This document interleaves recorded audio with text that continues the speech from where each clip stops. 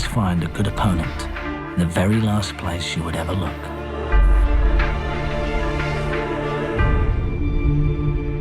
You can only get smarter by playing a smarter opponent. I've been warned. It's a film about you being your own worst enemy, as in the individual being their own worst enemy. And it's about con men.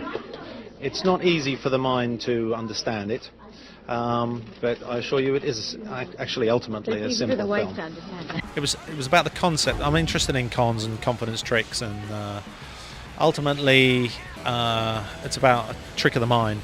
Ultimately the film is about, the only real enemy is essentially a conceptualized version of yourself.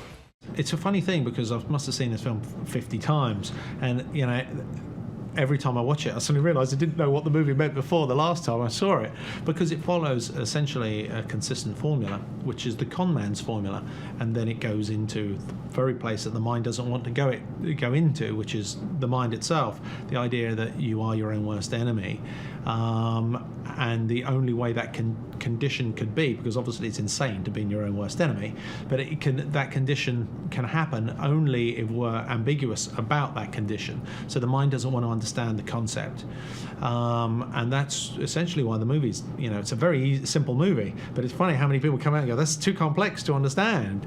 But really we're already familiar with the subject, because we police ourselves, because we have to police ourselves, because there's two aspects working within our mind.